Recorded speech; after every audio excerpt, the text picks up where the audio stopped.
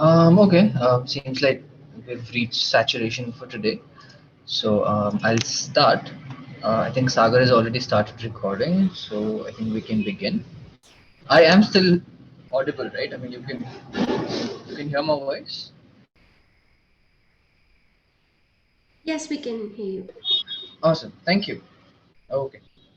Cool. So like I said, actually, you know what? Let me just close my window for a minute. I'll be right back.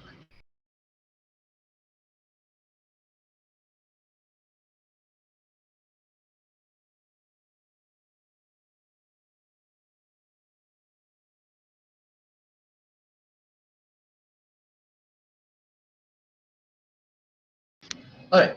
So, according to today's schedule, what we'll be doing is basic drawing in LaTeX, right? So again, like we've been doing for the past few classes, to draw in LaTeX, you need to use a special package, and we'll try to sort of get used to it.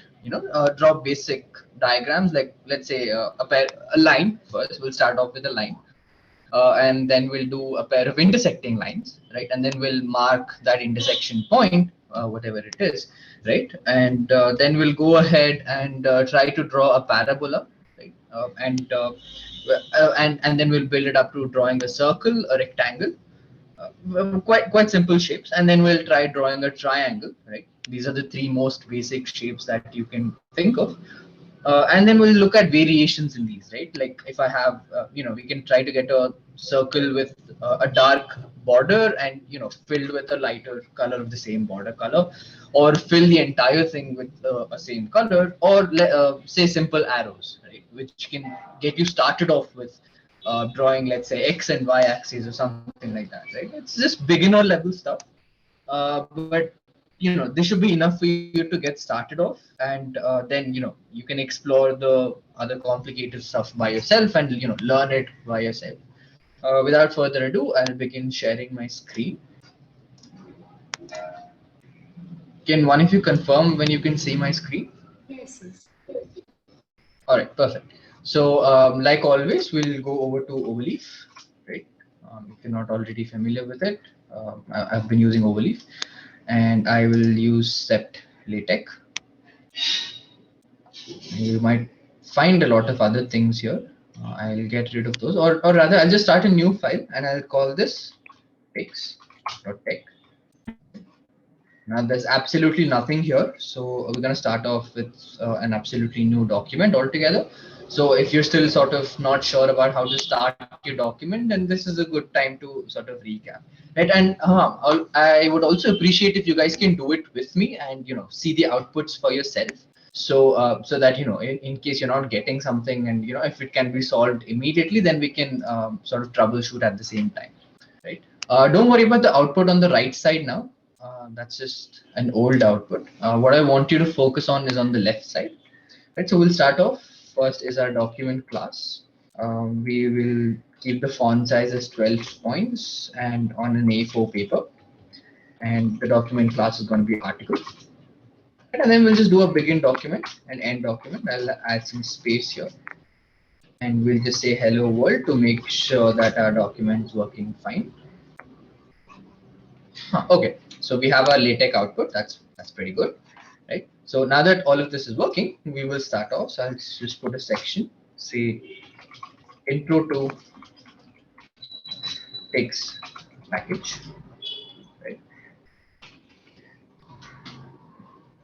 And we use Tikz to draw stuff in LaTeX, right? So like I said, you have to start using the package called Tikz. So I'm going to use package TIKZ. Okay, so it's Tikz sort of a thing, right?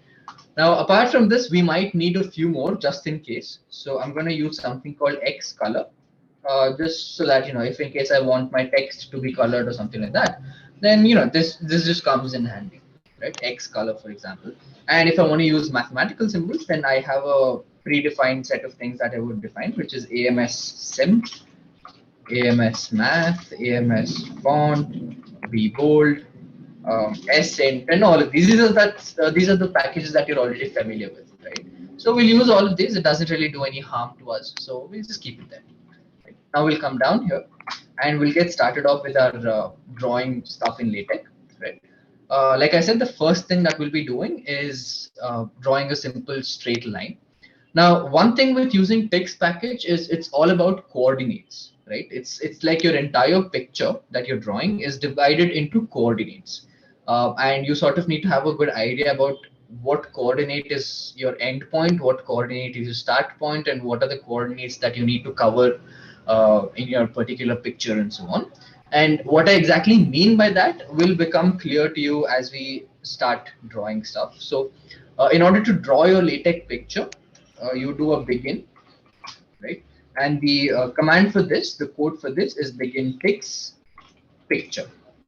Okay, Tikz picture, no spaces at all, right? So it's an environment, which means you'll have a begin Tikz picture and end Tikz picture. Now everything that you do is going to be inside of these. All the drawings that you do is going to be inside of this, right? So let's get started. We need to draw a straight line. So the most obvious thing, as the name suggests, is we want to draw, right? And there are two things that you need to keep in mind here. So I'll just put them as blanks first. First is a pair of square brackets like this, and then it's a set of round brackets like this, and end with a semicolon always. Okay. So no matter if you even if you have just a single line in your diagram, it doesn't really matter, but you need to always end it with a semicolon, always, right? Otherwise, your LaTeX will start giving you errors. Right. Now let's come back to this. What is the square bracket for? It's to define your properties of your thing, whatever it is that you're drawing. Right. Now let's say I want a black line. Right. I want a black line. So I'll say black. Right. So here's where I can define the color of my line. And like I said, it's going to be a matter of coordinates. So I'm going to say that this particular black line is going to be from -3, 0, right? That's three points left to the origin of your axis, right? Um, dash dash up to 3 comma plus 3 comma 0. Right? Now this dash dash that I've put here indicates the path that it's supposed to draw in, right? Right. So whenever you're drawing a line by hand, for example, you put your pen or pencil at one point and then you go from left to right to draw your line, right? That's exactly what this does, right? So what you're doing is this -3 comma 0 is where you're putting your pen or your pencil on the paper, and then you draw a line from -3 comma 0 all the way to +3 comma 0. That's the point where you lift your pen. Right? After you finish drawing your line, that's the point you lift your pen. Right? So let's compile this and see what we get. Oh, there's an error. Okay. Seems like there's an error with the. Oh, okay. AMS font is not found. Okay, that's fine. I'll just get rid of it then. If it's not found, then yeah, I don't have to worry about it.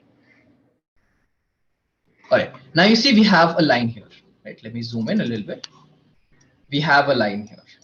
Right? So I had the very first statement I had. We used Tikz package to draw stuff in LaTeX, blah blah. And then as soon as that was done, we had a begin and end Tikz picture. And what all we did was we drew a line from -3 comma 0 to 3 comma 0. Now it doesn't really look like a lot, right? I mean, -3 somewhere, +3 somewhere, so on and so forth. But what I would want to do is sort of get this in the center of my page, right? So again, that is quite simple. So I'll just cut this and I'll say begin figure, right? Instead of begin center, I choose figure because in the end, it's going to look like a figure in my paper, right? So I'm going to say begin figure, and you can get rid of all of this. Right? You can get rid of all of this. Just keep centering, just to make sure that your figure is in the center, your drawing is in the center, and then I'll paste the whole begin text picture and everything back there. I have a little OCD with the alignment of that. So that, right? So I just put a little space so that you can see it, right? And now we'll compile it again, and we should be able to see that it's now in the center, right? Now it's gone above the page, so that has to do with the position of my figure. I'll put a H here, which means my figure has to be here, the H for here, and now it's in the center of the page. Fair enough, right? That's exactly what we wanted. Let's add a caption for this so that we know that we're drawing something, right? So I'll add a caption saying a straight line.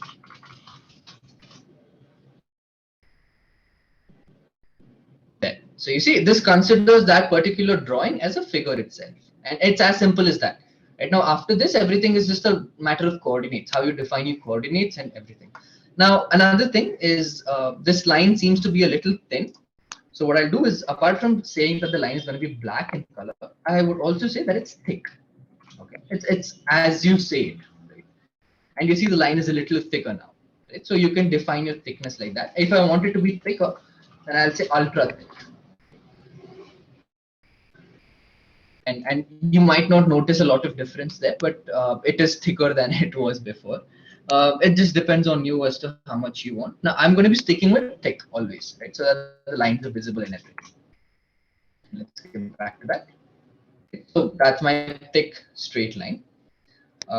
So that's our starting off point, right? Now I hope all of you are doing this with me. And if you aren't, that's okay. This is anyway recorded, so you can always come back to this. But for the ones who are doing, I'm assuming there is someone who's doing. Do you have any issues or anything? If that's all, do you want to ask? I mean, if you have any problems or anything, if someone's doing it. If not, I'll move ahead. I just wanted to know why AMS command wasn't working.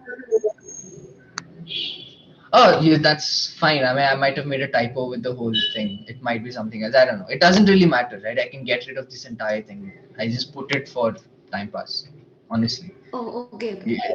It still works without all of that. What's main is you use Tikz, right? I can even get rid of X color, Oh, right? What's main is that your Tikz should be used. The package Tikz must be used. yeah, okay. Right now, the only reason I put the others is, in this caption you can also put mathematical expressions, right? And we'll come to that a little later when we draw parabolas. It's just for that, right? It's just to make sure that it looks good enough or something like that. That's fine, right? It's not that important. Okay. All right, so I think we can move on then. I will draw another figure now, and I'll just put a line in between. We will now draw intersecting lines, right? So that's what we'll be doing. I'll get some space here. Okay. Now it's the same again. I want it to be in the center and I want this to be a figure. So I'm going to say begin figure, right? I'll get rid of everything. Okay. And begin Tikz picture. Right? Now it starts giving me those hints saying, hey, you already used this environment one, so why not again, right? So we have that. Now we want a pair of intersecting lines, right? Which means there are two lines that are intersecting at a point. Now here's where coordinates become really important, right? You have to be able to visualize where you want your lines to start and end. And if in case that is too difficult for you, if you're not so good with coordinate geometry and stuff, I would recommend this thing called Desmos. It's an online graphing calculator, but it gives you an idea of the whole coordinates, right? So let's say that we want our lines from -2 comma -2, which is this particular point, right? I'll just mark those points for you here. -2 comma 2 is first point here, and the other point, let's say the other line of ours starts from -2 -2, right? So we have another point there, and I want them to intersect at the origin, right? So I'm going to mark 0 0, and that's the green point in the center. Let me just try to zoom. I think if I zoom in, the points would go off. Yeah, I think it's fine. I hope you can see it, right? The points, I'll sort of put that, right? And then I want them to, let's say, go until 1 comma -1, right? Now you see, I don't really care about the equation of the lines. That really doesn't matter to me, right? Because we're not solving those equations to get the solutions and all of that. We're just drawing stuff. So I just need to know where my start and the end point is and what my intersection point is. That's about it, right? We're not calculating anything. We don't really have to bother ourselves with that. Right now, the other line that was starting at -2 comma 2, I'll make that go to 1 1. So that's the point. So we have like the first starting, we have one line going from -2 comma 2 to 1 comma -1. The coordinates are always in x comma y. So let's draw that line first, right? It's from -2 comma 2 to 1 comma -1. So let's come back to our LaTeX here, and we say draw, right? A black line which is also thick from -2 comma 2 dash dash, which means 2 1 comma minus 1, right? And even if it's a single line, always end with a semicolon. We'll compile this. Let's see if we get it. Okay, there it is, right? I think I should put figure H, and I think that should take care of it. So we have a line like that, right? Now the other line that I wanted, right? Again, draw a black line which is thick from -2 comma -2 all the way till what was our final point here, 1 1, right? 1 1, semicolon again, and we'll compile it. Now we should have a pair of intersecting lines. There we go. Right, we have a pair of intersecting lines. Now, if you are able to imagine a little bit, if you were to join these two, that's exactly the kind of shape you would get, right? So I don't know if you can roughly imagine. That's what you would get, right? So we have an intersecting point here, and in a way, even without any coordinates here, you can verify it's the origin, right? And we'll see how, right? We'll try to mark that center point to be the origin, right? So what we'll do is we will draw a circle, right? We'll draw a circle and we'll fill that circle with black color. So it'll look like a dot, right? A dot is basically a black circle.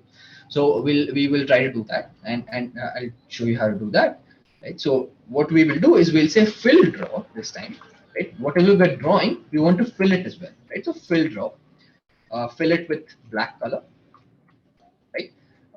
And the center of this, or the starting point of this, is going to be a 0 comma 0, which means the origin, right? Now I'm not telling LaTeX that hey, these two curves intersect at origin. I'm not telling it that. I mean, like, it's not giving us that calculated value. We're just saying that hey, just draw a point at 0 0, whatever it is, wherever it is, right? So 0 0, and then what we want to draw is a circle. So we say circle. The radius of the circle in round brackets, we say 2 points, 2 pt, right? And let's give it a name, right? Let's give that point a name. We will say intersection point, right? So in a pair of round bracket, in pair of curly brackets after at the end, whatever I put there is going to be the name of that, right? So again, I end with a semicolon, and let's compile, and then I'll show you how. Oh, what's the error? Did I not end with? Huh. That's weird. Okay, let me just get rid of this then. Maybe. Oh, okay. Maybe it's because of that. Okay, I think I figured out what the error is. But yeah, I'll just let you know what the error is. But meanwhile, you see right here at the center we have a point.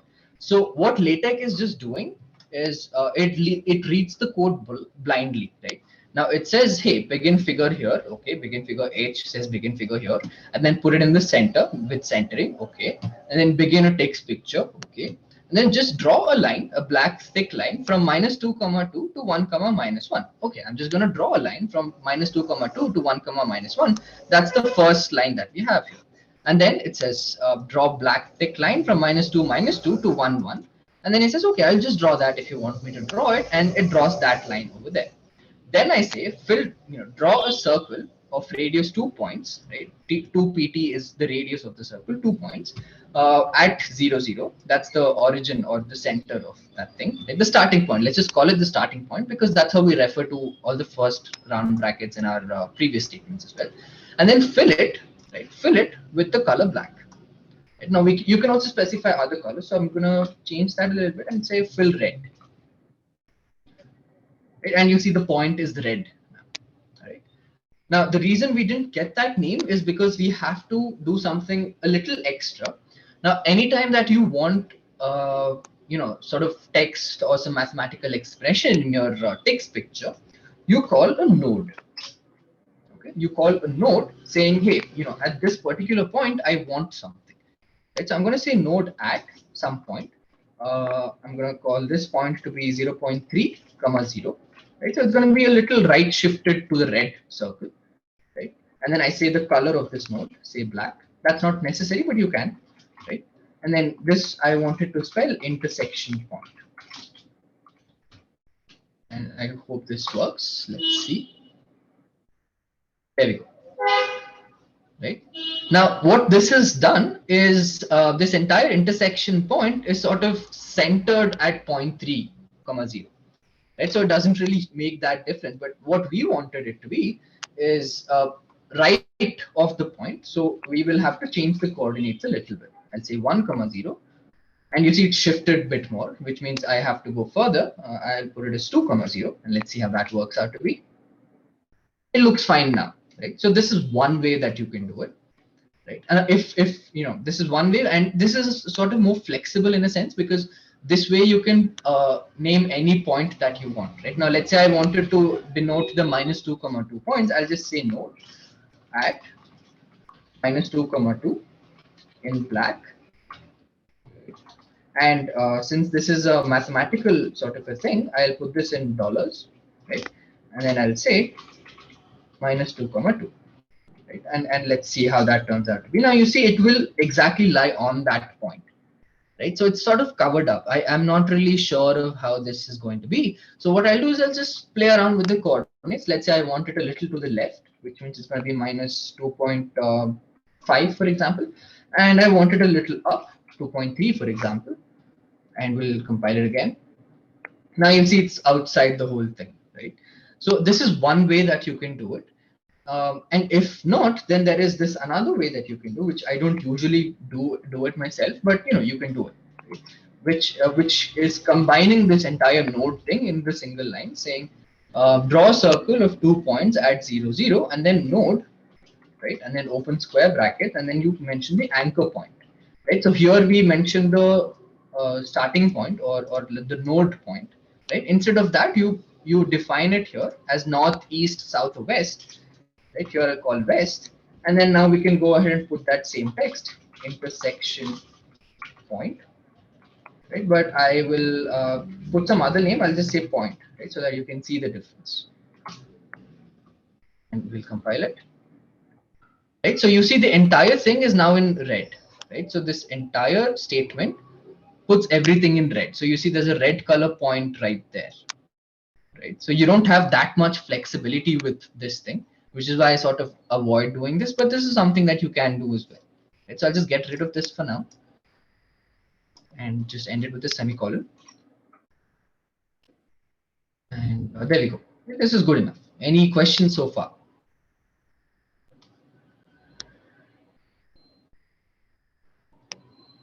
Okay. I see that. Yeah. Yes. Go ahead. So when you put the statement in the same line, like anchor is equal to west, even the text is in red color. So Exactly. So if you want to work around that, I think it works like this, right? I don't use this, so I've sort of forgotten about this, but I think this should work, right? I'm not entirely sure. Let's just experiment it out, right? And, I'll just say point. Right now, I don't know if this is gonna work, but if it does, yeah, it does. Right? So inside the square bracket with the anchor, you can mention the text color as well, and the point is right there. I don't know if you can see it, but the point is right here. If you can yeah, make out, right? So you can do that, right?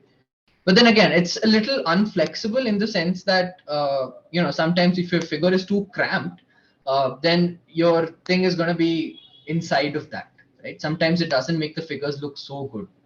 There are chances, but again, it depends on you, whatever you want to do about it, right? So hence there are two methods that you can put your nodes here and there. I hope that clears your question. yes, yes. Awesome. So I'm going to stick with defining the nodes separately, right? Because I'm a little more comfortable that way. But otherwise, you can go ahead and put them in the same line as well. That's completely all right. I'll give a caption to this particular figure, and I'll call this intersecting lines, right? Because we defined it as a figure, right? And it's fairly fair enough. The caption is fair enough. And this, there we have it, figure two intersecting lines, right? The next thing is we're going to be trying to draw parabolas, right? Continuous curves. Now these are sort of broken, right? They're sort of concrete in the sense they have a fixed endpoint and and they have a fixed start point. They're sort of fixed, right? They're not flexible enough. They're not curves per se. They're not curvy, wavy sort of a thing, right? So what we'll try to do is we'll try to do that. Again, it's just a matter of coordinates all over again. So what we'll do is we will now try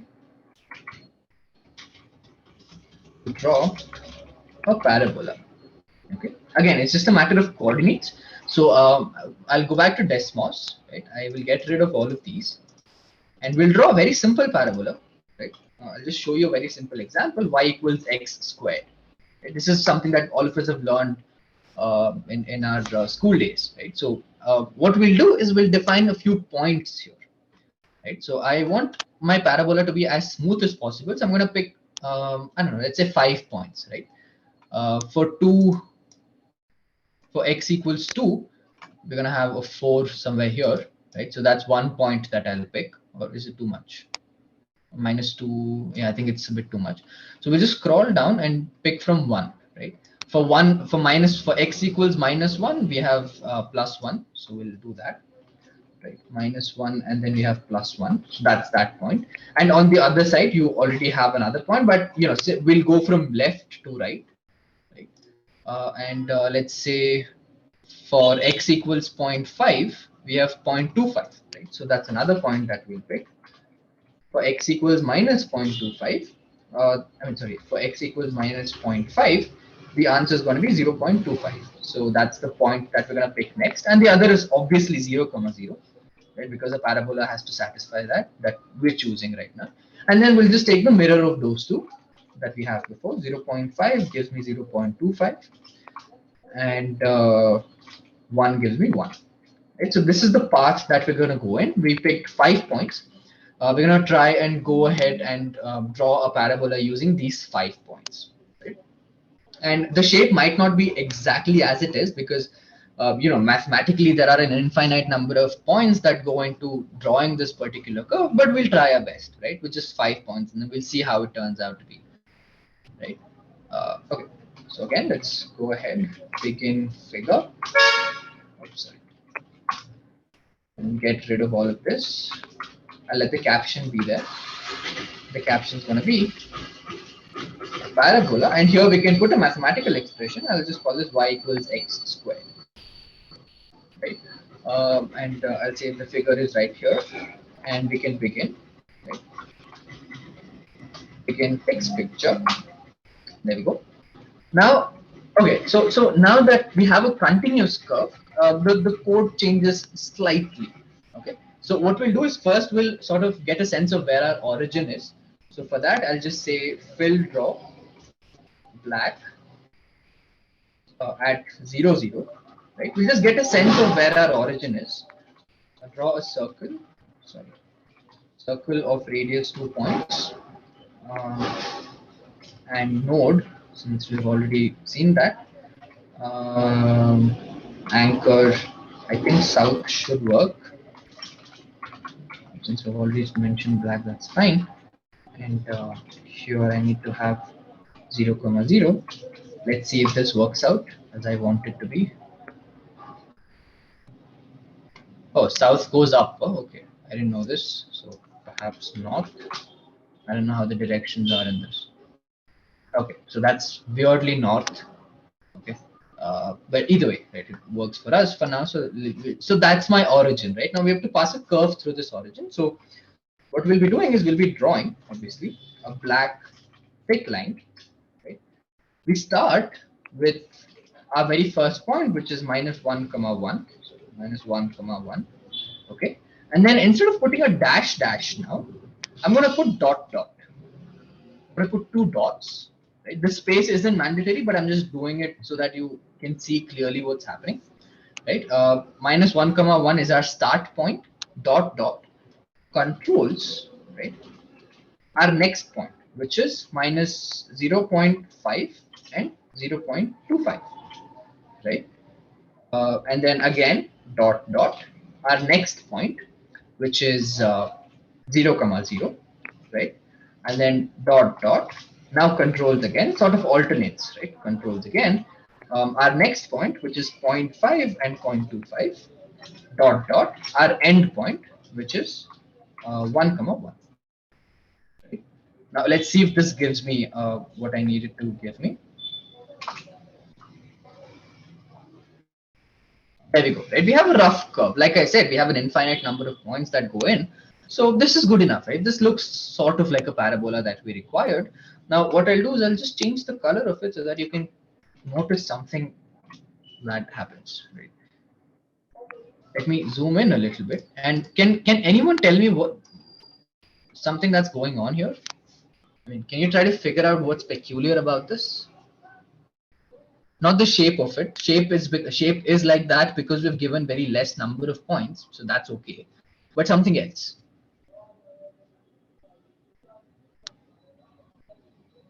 Any idea at all? Can you try to guess something? Something that is peculiar here. Any guesses? Let me see if any one of you can come up with something. It doesn't have to be correct, right? I mean, whatever you think is peculiar about this, let me know. What do you say?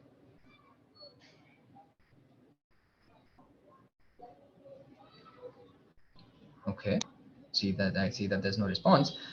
Then in that case, observe this figure very carefully right now. Right. I'm gonna make a small change. Right. I'm gonna get rid of this line here, and I'll put it after this and compile again. Okay. What's the difference that you see between these two figures?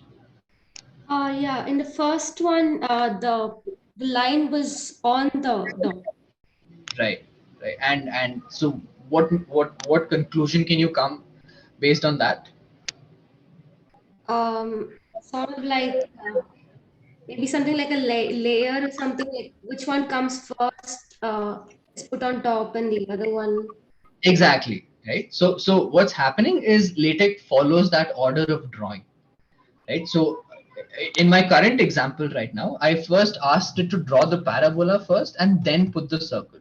In the previous example, right? So let me just do this.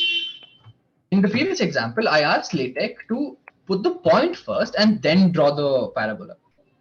Right. So if you want your figures to be flawless, then you will have to sort of be careful about this, right? Because this doesn't look good. Right. I mean, if the printer is very good and if you're printing this out, this doesn't look good. Right. So you have to be careful about the order of things that you're putting. Right now, here again, if I was to put this intersecting point, where is it? Right here. Right? If I was to put this in the starting, right, the two lines go on that point. That doesn't look so good. The point is almost hidden. Right? If I hadn't zoomed in so much, the point would sort of be very difficult to find out unless it was a black point. Then it would look like a blob, but that sort of tells you the difference about it, right? And even here, if you see, there's that slight reddish thing on top of black. That doesn't look so good. So you have to be careful about what order are you putting your stuff in. Right? Now that we're done with this, the rest of it is quite simple, right? So what I'll just show you quickly how to sort of have a circle with a solid boundary and filled color inside of it, right? So a circle with a color boundary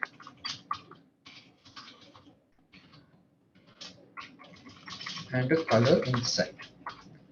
So again, begin figure, get rid of include graphics, get rid of the label. I don't need that. Caption is going to be filled circle with boundary, right? And then we're going to say, oops, sorry.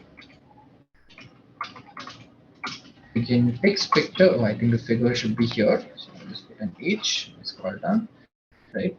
Now we already know how to draw a filled circle, so I'm just going to do that first, right? Fill draw black. It's going to okay. Let's not do black. Let's do red rather, right? Red. Add 0 0. A circle of radius, let's say 1.5 units, right? Or let's just say 1 unit and then see what we get out of it, right? It's usually centimeters, but yeah, you can just went on to the next page. Okay, right.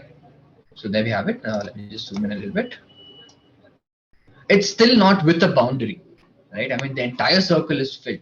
So first what we'll do is we'll try to reduce this fillingness of it, right? Like I don't want it to be so red also. I want it to be a little lesser red, right? A lower shade of red. So in that case, what you can do is you can control the amount of filling that is there. Like let's say I want it to be 75% red, right? Then in that case, what I'll say is instead of just saying red, I'm going to say fill equals red. That's what I want. But exclamation mark 75, right? And let's just see what that gives us. Now you see it's little lighter, right? And I'll just show you another difference. If you want 50%, I want it to be 50% red, and you see the color is even more lighter now. So with using this fill command, you can control how much saturation do you want, or how much opacity of your color do you want in it. And now this also works for, let's say, black. 50% black, which means it's going to look grayish. There we go. Right? Lesser shade of, lesser opacity of black means it's going to look grayish. Now, if I was to put, let's say, 5, then it's going to be completely light grayish. Right? It's almost as if it's not there. But if I was to put, let's say, 15% of black, very little amount of black, and it's, there's that shades of gray that you get, right? And so on. But for now, we'll just stick with red, right? And I'm going to keep a little less. So I'm going to say 20% of red. Okay. And there we go. I'm quite happy with this. But I see that the boundary is still black in color, right? That's the default setting of it. Now, I don't want the boundary to be black, but I want it to be very thick, not ultra thick, but very thick, say red color itself, right? So what I'm going to do is I'm going to say color equals red, but this has to be darker than the filled red. So I'm going to say that was 20. So I'll put this as 70, for example, right? And I want this to be very thick. So that's a mistake I made earlier. Instead of saying ultra thick, it had to be very thick. All right. So I apologize for that. It's not ultra thick, it's very thick. Okay. And we'll compile this and see what we get. Oh, huh. I think the order matters here again, probably. Let me just put this first and then do this.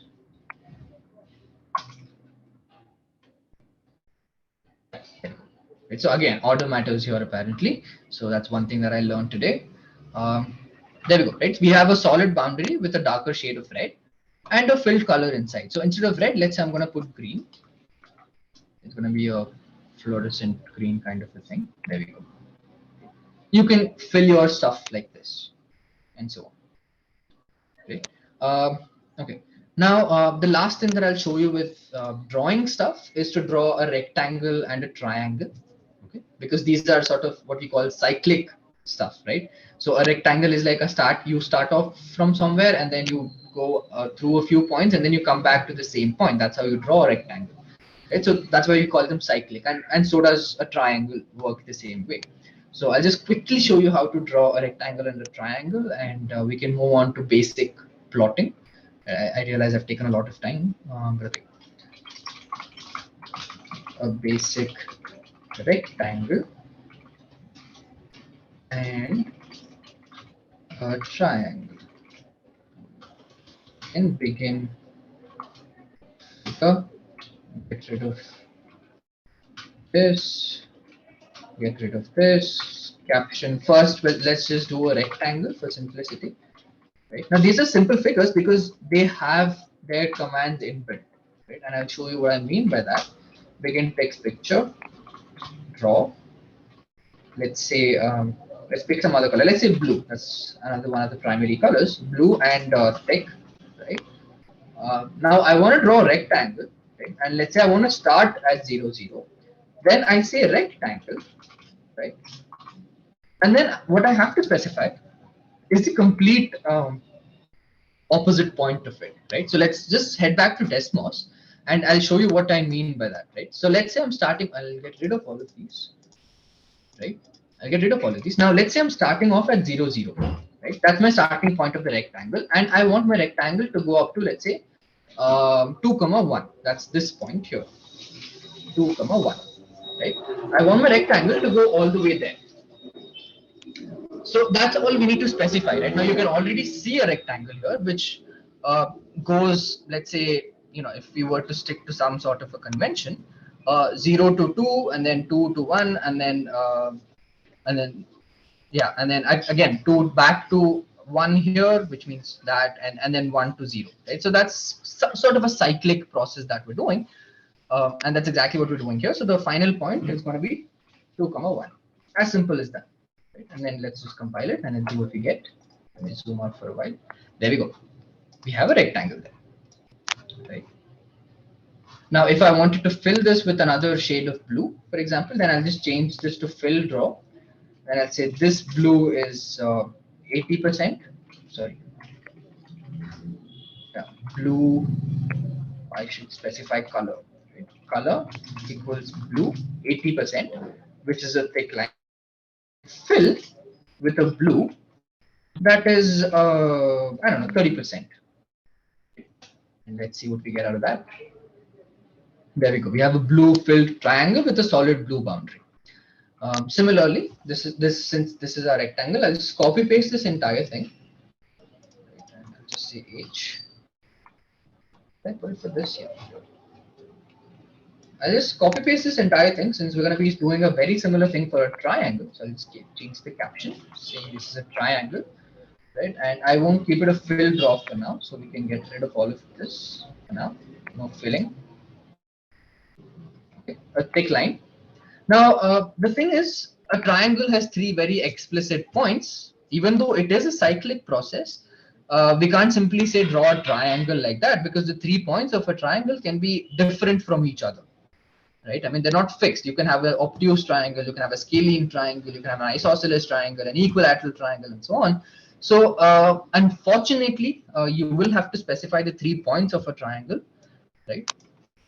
But let's see a difference between what makes a triangle and what doesn't make a triangle, right? So let's say we start off at 0, 0, and then I go to 4, comma 0, okay?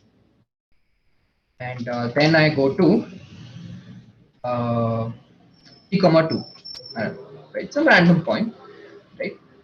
Now I have the 3 points of a triangle that I need right now, right? But do we get our triangle like this? We don't, because I mean, we still have a point left out here. It doesn't complete the triangle, right? So that's the difference. So in order to complete it, what we say is dash cycle. Right? Since we agreed, I mean, since I hope I convinced you that drawing these kind of figures are cycles or cyclic processes. I have to tell LaTeX explicitly that, hey, this is a cyclic process, which means I want you to go from 0, 0 to 4, 0 to 3, 2, and then cycle back, which means go back to 0, 0. Right? That's what gives me my figure back. So let's compile this, and we should hopefully get our joining line, and there we go. Right? So the command cycle tells LaTeX explicitly to go back to the starting point, cycle between that. Right? And using this logic, you can draw your any figure that you want. Let's say an ellipse. Ellipse again has a special command for itself, like rectangle. You can just say ellipse from this point to this point and this point and so on, and you get your ellipse. But I'll leave that as an exercise to you. Right? So yeah, that's about it. Right? Now these are the basics that I wanted to get you started off with. And I feel that this is good enough for you to, if you want to draw something in LaTeX or something like that, then you can start off doing that, right? It is quite a tedious process if you ask me, but one thing that I've noticed so far is the figures drawn in LaTeX have a level of elegance to them, right? They look beautiful, right? Than if you were to draw it on, let's say, MS Paint or some MS Word using those shapes and everything. This looks much beautiful than that, is what I feel. Right? You guys are. It's always open to debate. But this is everything about basics of drawing in LaTeX. Right? Now I will quickly take another 5-10 minutes to tell you about basic plotting in LaTeX. Although it's not recommended, right? Because your LaTeX is a text compiling software. It's not your plotter like Python or Maxima or Scilab or MATLAB or something like that. But like I said, it does add a certain level of beauty to it. And that's why some people prefer plotting in LaTeX directly. I should also warn you that if your computer isn't good enough, then try avoiding plotting heavy stuff. right? And I'll show you what I mean by heavy stuff. But as much as possible, try avoiding plotting in LaTeX. Right? Don't try to plot your stuff in LaTeX unless it's absolutely necessary for you to show, or there's some rule that says that you have to plot in LaTeX or something like that. Right? So I'll just get some space down here, and I'll start this on a new page. Now for this, what we're going to do is I'm going to call a new section, the PGF plots package. I won't get into the nitty-gritties of what PGF is, what everything, all of that is. But as it might obviously have occurred to you, we need to use another package, PGF plots. It recommends me that already. So we're going to use package PGF plots, right? There are of course other parameters that you can set already, like how much do you want the width of your graph to be, and then what version do you want to use, and so on. But I'll just avoid all of that for now, and I'll only use it if it is required and if overleaf is unable to compile already, right? So first thing we'll do is we'll try to get a better parabola, right? I'm not quite satisfied with this parabola, so what we'll try to do is we'll try to plot a parabola instead, which is better looking than this. Right, so that's what we'll try to do. We will replot the parabola. Right now, the way you begin with this is, again, this is still a text picture, right? You are drawing something, but instead of explicitly drawing it, you're plotting. That's the only difference, right? So what we'll do is we'll begin a figure, right, so that it's in the center and everything, and I can give it a caption and stuff. Get to the label. Begin figure here, right? And I'll call this a parabola. Just give me 1 minute, guys. Just a second. I'll be right back.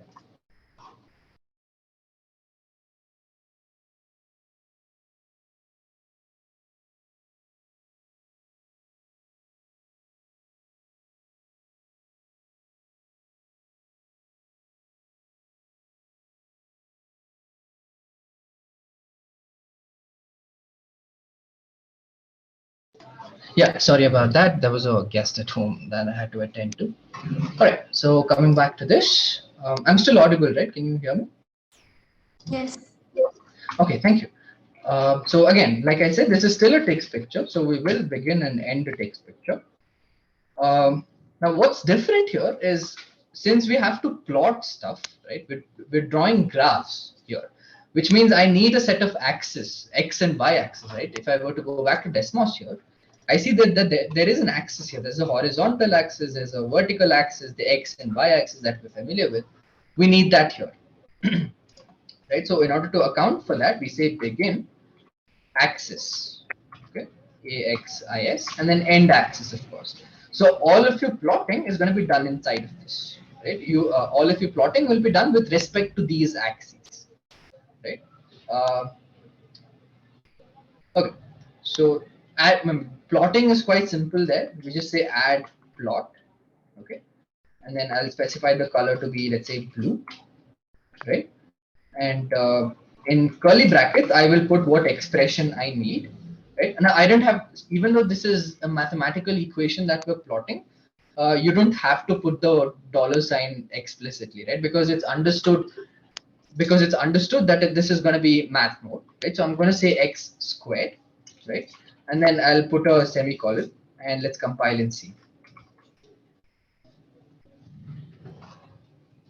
Okay, let's see what we get. I think it's on a new page. There we go. Right, it's gone down somewhere, but that's okay. That's fine. So there we go, right? We have a parabola, but then you see its limits are off, right? I mean, it's going all the way to -20 to +20 and so on. So for that, we'll have to define a few extra things, but this is more satisfactory than the parabola that we got up here, right? This is like a jagged, rugged, weird thing that we've drawn that we sort of tell ourselves is a parabola, but hey, who are we kidding, right? We're people of science, everyone here. This is what we call a parabola, right? Even though the range is off like a lot than the range that we've drawn there. There we just went from 1, 1 to 1, -1, 1. Here it's going way above 20 and -6 on the x-axis and so on, right? Now I won't tell you a lot about this right now, because I want to leave that as an exercise to you, because everyone has their own plotting preferences and so on. Some people might not even prefer plotting, but I'll just tell you the basic requirement of it. Right now, let's say I want my okay, let's make it a bit more professional, right? Let's name the axis instead of having a box, right? So right there at the add begin axis space, I'm going to say axis lines, right? Where should my axis lines be? I'm going to say left side, okay, and then comma, and then I need an X label, right? I want it to explicitly say that this is the X axis, that is the Y axis, and everything, right? So I use these symbols here, right?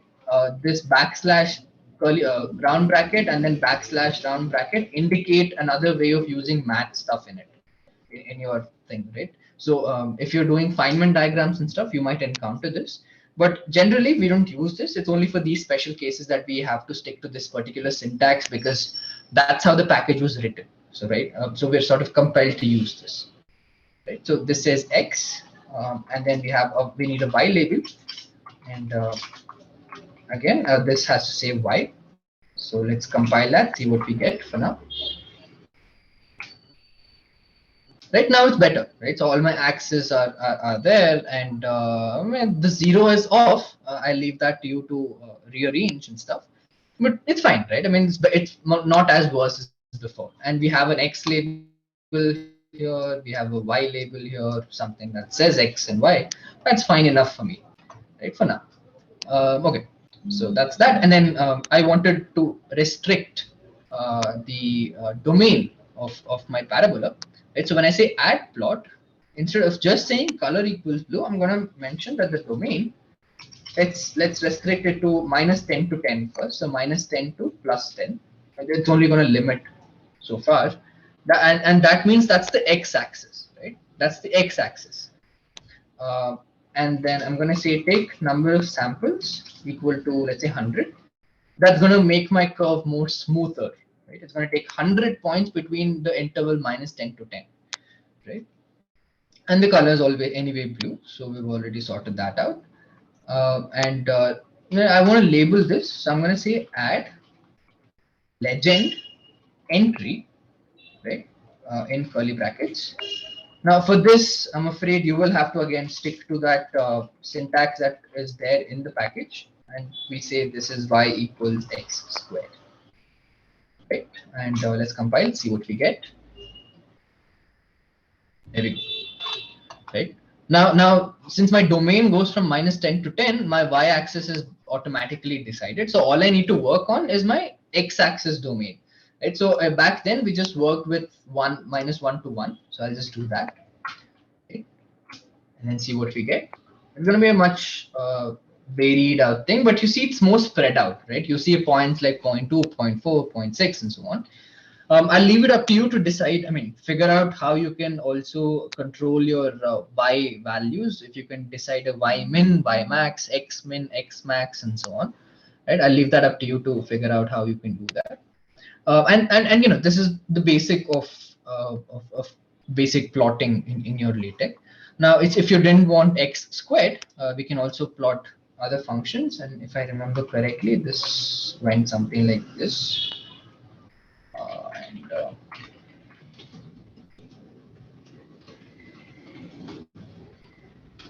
Not sure if this is what it said, or if I should use the complete sign, but let's see.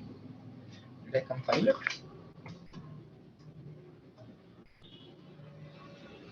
So it doesn't seem to work that way. Maybe this sign perhaps. Okay, there's some error with that. Okay. What about exponential? Did that work out? Oh, exponent works fine.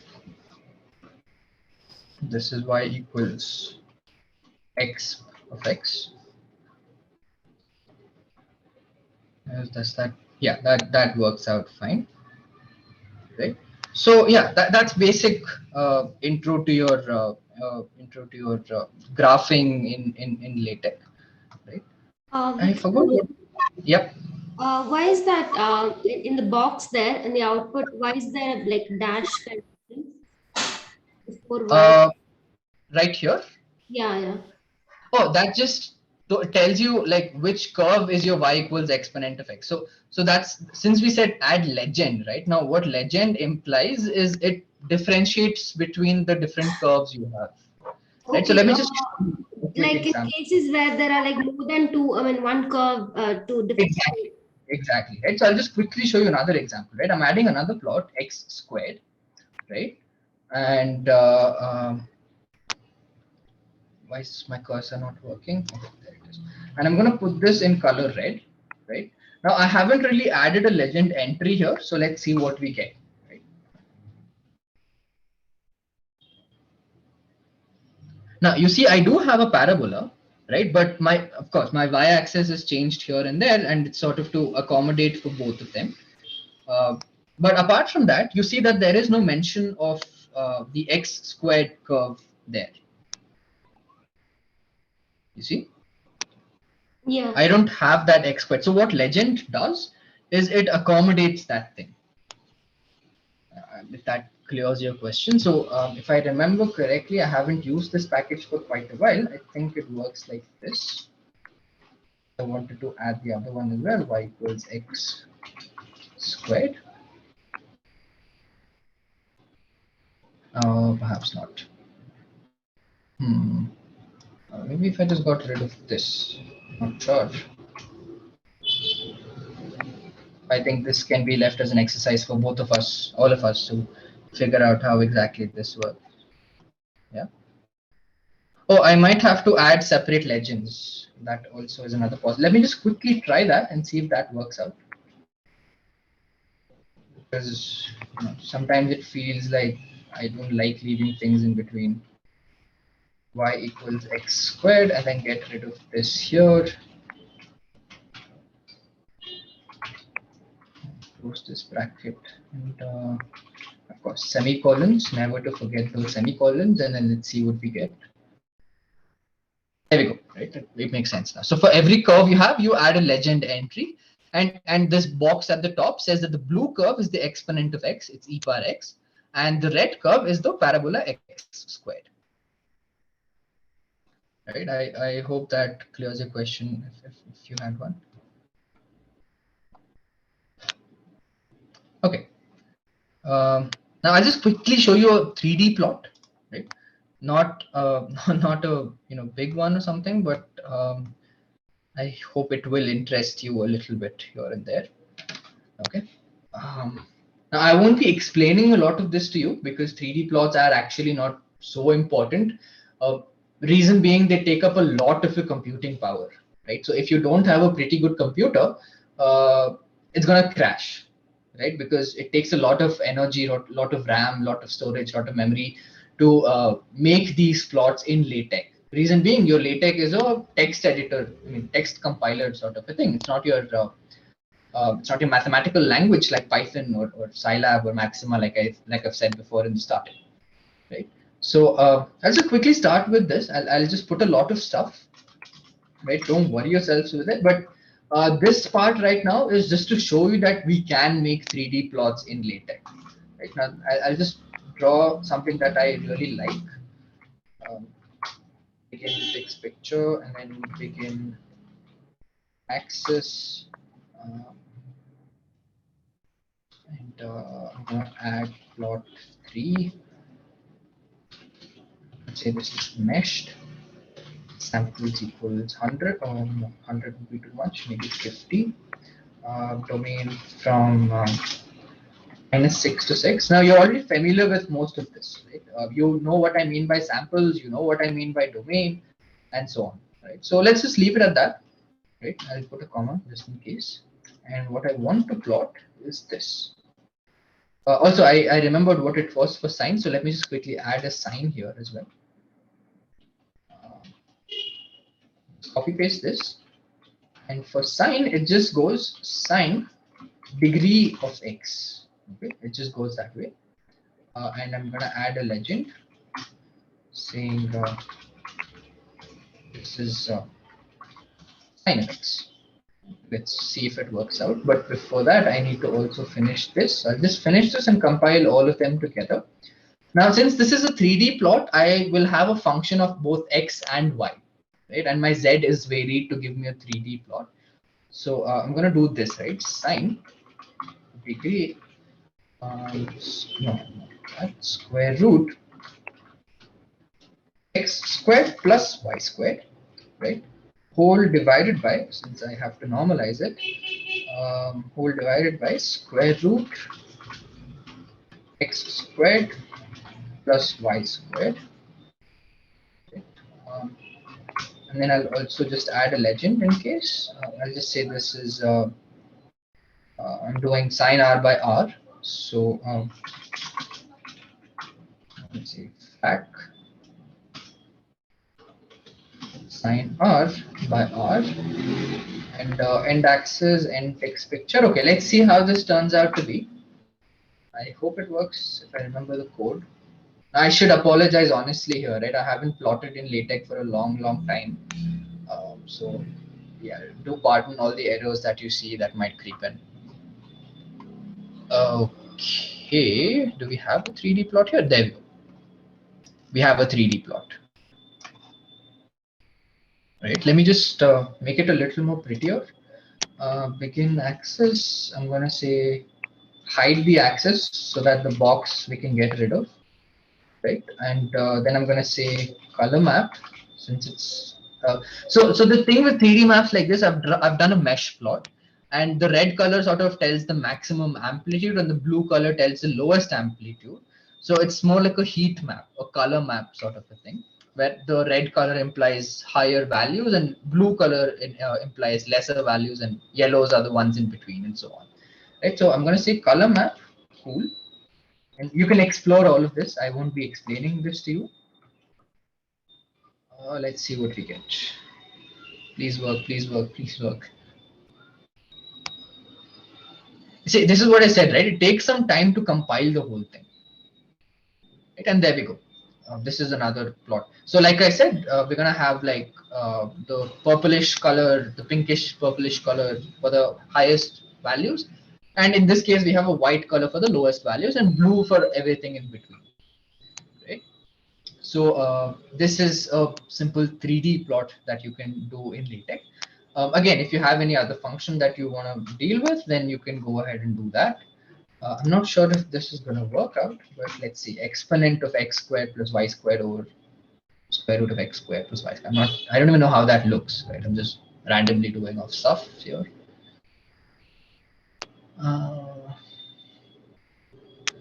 Yeah, this is a 3D plot, yes, but it sort of seems different. So let's not deal with it. Let's make it cos. And I think we'll get a similar figure that we got for sine.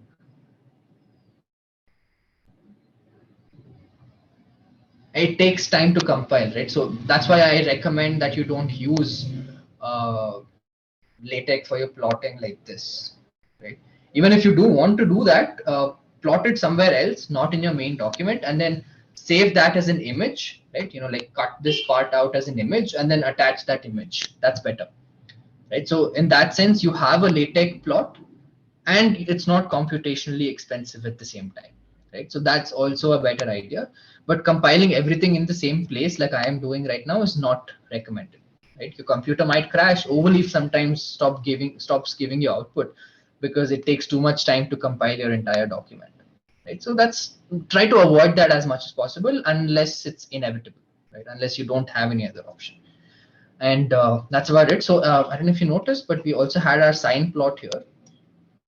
I'll just change the color of this. I will make it green so that you can see a difference. Now the sine plot is odd because our x region is just from -1 to 1, and it's not even like complete pi value, right? It's not even until 3.14. Right? So maybe for this I'll change the domain and see if we can do that. Right? For this I'll keep -4 or maybe 0 to +4, right? That's like 0 to pi sine curve. So we see that output. Let's just quickly see what we get here, and then we can verify how good our LaTeX output is. So what we want is sine x, right? And we want it from 0 to 4. which means it's gonna have this much of it, right? All the way from here till here, something like this, right? It should be something like that. Let's see what we get. There we go, right? 0 all the way till 4. Now the line is right here, so it goes under the axis as well. But yeah, that's pretty much what we need. Now the domain of the others is restricted from -1 to 1, and that's why the curves cut off right there in between. But if I was to get rid of the domain, then it's going to adjust everything as much as possible. Right? And since we've restricted it, it looks like this weird thing. But otherwise, that's all it is. And I'm sorry I've overshot by 15 minutes of my announced time. But I'm done with today's class, and this is what I wanted to cover. Now, if there's any questions, I'll be happy to answer them. Otherwise, you guys can go ahead and rest for your campfire discussion. Let me switch back to Zoom. Right. Any questions? Or how did you find today's class to be? Let me just get a quick feedback. How do you find today's class? It was good. I mean, a lot of new things. Thank you. Thank you, Miria. And Julie says very informative. Thank you very much. Anyone else?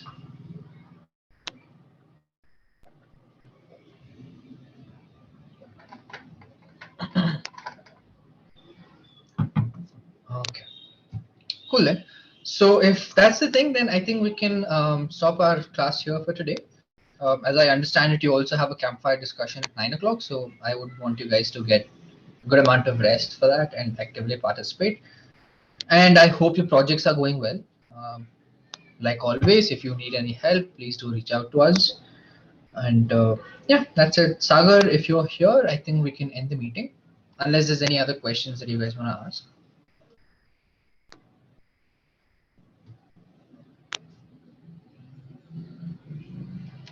Okay. Sagar, if you're here,